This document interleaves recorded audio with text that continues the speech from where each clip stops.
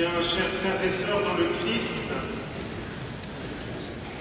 hier soir, alors que je préparais cette homélie, je recevais un message WhatsApp d'un ami prêtre palestinien, originaire de Bethléem, et il m'envoyait une vidéo en direct de la basilique et de la grotte de la Nativité à Bethléem. Cette basilique, à la veille de Noël, vide de tout pèlerin. Bethléem, cette ville si déserte et si abîmée, alors que nous, ici, en Occident, en France, en Vendée, à Luçon, nous sommes dans la joie. Cette joie ne doit pas se limiter au fait d'entendre les chants de Noël que l'on aime bien entendre une fois par an. Elle ne doit pas se limiter aux retrouvailles familiales autour de bons repas et de cadeaux. Elle ne doit pas se limiter aux rues et à nos maisons qui sont décorées. Non, la joie de Noël ne se limite pas à cela. Tout ce que je viens de citer est l'expression de cette joie bien plus profonde que nous célébrons ce soir. Frères et sœurs, ce pourquoi nous sommes rassemblés ce soir dans cette cathédrale, ce n'est pas pour une soi-disant magie de Noël, comme on le dit de plus en plus, mais c'est pour fêter le mystère de Noël. Tout en célébrant la joie de ce grand mystère, pensons à Bethléem et à tous ceux qui ce soir, à travers le monde, ne peuvent pas célébrer librement dans la paix et dans la joie. Que s'est-il passé en cette nuit à Bethléem? Un enfant naît et il est couché dans un endroit étrange, une mangeoire pour les animaux. Ce sont les bergers qui en sont les premiers avertis. Celui que tout le monde attendait est arrivé, même s'il est difficile de reconnaître en lui le Messie, le Sauveur, dans cet enfant qui est né sans bruit, en toute discrétion et dans la plus grande simplicité. Cette nouvelle, il faut qu'elle soit connue et que le monde entier puisse laisser éclater sa joie. Il est le Fils de Dieu. Et nous aussi, nous sommes invités en cette nuit à laisser éclater notre joie et à nous approcher des bergers du premier Noël, émerveillés de la crèche bénie, en chantant de tout notre cœur « Gloria in excelsis Deo, gloire à Dieu au plus haut des cieux ». Nous célébrons Noël le 25 décembre, comme finalement la fête de la nuit. C'est au cœur de la nuit, dans l'absence de lumière, dans le silence, dans la discrétion que naît le Sauveur. C'est également au cœur de la nuit que Saint Joseph a reçu en songe la grâce d'accueillir Marie. La naissance du Christ apporte la lumière. Cette lumière prophétisée par Isaïe dans la première lecture. Le peuple qui marchait dans les ténèbres a vu se lever une grande lumière. Et nous l'entendrons également demain dans l'évangile tiré du prologue de Saint Jean à la messe du jour. La lumière brille dans les ténèbres, et les ténèbres ne l'ont pas arrêté. C'est dans les ténèbres que Jésus vient apporter la lumière. Nous le savons tous, c'est dans les ténèbres que la lumière luit de manière plus forte. Par la naissance de son Fils, Dieu vient avec grande puissance apporter la lumière dans notre monde. Frères et sœurs, si nous sommes ici ce soir, si nous sommes si nombreux dans cette cathédrale, ce n'est pas par hasard. C'est que Jésus le Christ veut mettre sa lumière en nos vies, en chacune de nos vies, afin que nous soyons ces porteurs de lumière dans le monde traversé par des guerres incessantes, des barbaries, des catastrophes, des divisions, etc. Dieu veut mettre sa lumière en nos vies. Accueillons-le comme nous l'accueillons dans la crèche.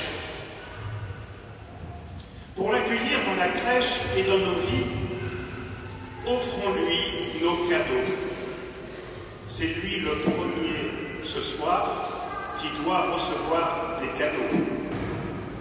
Oh, n'allons pas en chercher au supermarché ou ailleurs. Offrons-lui ce qui fait notre vie.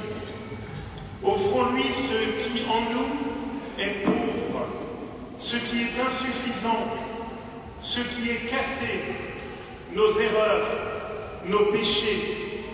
Jésus dans la crèche attend tout cela.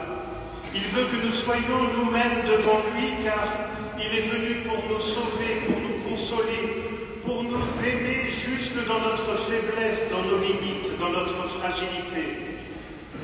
C'est ce que dit saint Paul dans la seconde lecture. Nous attendons la bienheureuse espérance, la manifestation de la gloire de notre grand Dieu et Sauveur Jésus-Christ. Frères et sœurs bien-aimés, ce Noël 2024 n'est pas un Noël comme les autres. Ce soir, comme je le disais au début de cette messe, l'Église universelle vit un moment unique. Le Saint-Père, le pape François, ouvre la porte sainte de la basilique Saint-Pierre de Rome, car nous entrons dans une année jubilaire. Nous vivrons cette ouverture dans les diocèses à travers le monde ce dimanche 29 décembre. Vous êtes tous invités à cette ouverture solennelle. Elle commencera à 17h à la chapelle de Sainte-Ursule ce dimanche. Nous viendrons ensuite en procession avec les flambeaux jusqu'ici, jusqu'à la cathédrale, pour célébrer avec notre évêque la messe de la Sainte Famille. Et cette année jubilaire a pour thème « Pèlerin de l'espérance ». En effet, cette espérance que nous recevons à Noël avec la venue de Jésus notre Sauveur, le roi des rois, qui naît pauvre parmi les pauvres, sur la paille, nous devons en être les témoins et les porteurs pour notre monde. Nous sommes appelés à donner cette espérance à nos contemporains. Même dans un monde déchristianisé et sécularisé qui ne tient plus compte de Dieu, nous sommes attendus. Même de manière très modeste, nous sommes attendus pour témoigner de la présence de Dieu dans nos vies, de cette espérance qui nous fait vivre. Et je voudrais revenir sur un détail qui n'en est pas un, de l'Évangile que nous venons d'entendre. Les bergers découvrent Marie et Joseph avec le nouveau-né. Ils racontèrent ce qui leur avait été annoncé au sujet de cet enfant, et tous ceux qui entendirent s'étonnaient de ce que leur racontaient les bergers. Mais le détail, c'est qui était présent dans la grotte de Bethléem, à part Marie, Joseph, Jésus et les bergers. Saint Luc ne nous le dit pas. Tout simplement pour que chacun d'entre nous soyons ces auditeurs de l'annonce des bergers. Laissons-nous alors évangéliser par les pauvres, représentés par les bergers qui ont vécu la grande joie de découvrir leur dignité de fils et filles bien-aimés du Père grâce à la venue du Fils de Dieu au milieu de nous. Ils sont ces pèlerins d'espérance que nous-mêmes nous sommes appelés à devenir. Il nous faut maintenant rejoindre Marie et Joseph dans la solitude de l'étable de Bethléem, tenant l'enfant Dieu dans leurs bras. Dehors, la voûte étoilée, l'astre qui illumine le ciel nocturne, le froid d'une nuit d'hiver dans les hauteurs de Bethléem, à la porte de Jérusalem. Dedans, à l'intérieur, l'âne et le bœuf, selon la tradition et non selon les évangiles, qui réchauffent le nouveau-né. Marie enveloppe Jésus de l'ange et le couche dans une mangeoire. La joie d'une mère qui donne vie est immense. La joie de Marie fut unique, car cet enfant vient du ciel. Noël annonce Pâques. La naissance de Jésus nous renvoie déjà à sa croix. Jésus est né pour mourir pour nous. Hérode cherchera à faire mourir l'enfant. Après-demain, le 26 décembre, nous fêtons le premier martyr, Étienne. Et le 28, nous fêtons les saints innocents, témoins martyrs silencieux du Christ. Les hommes s'agitent en ces jours. Beaucoup voyagent à cause du Christ, mais finalement ne savent pas, ou ne le savent pas, ou bien l'ont oublié volontairement. Tous s'offrent des cadeaux sans savoir qu'ils imitent le Père des cieux qui nous fait le plus grand cadeau. Il nous offre son Fils. Ayons conscience que le plus beau cadeau que nous recevons, c'est Jésus, notre Sauveur.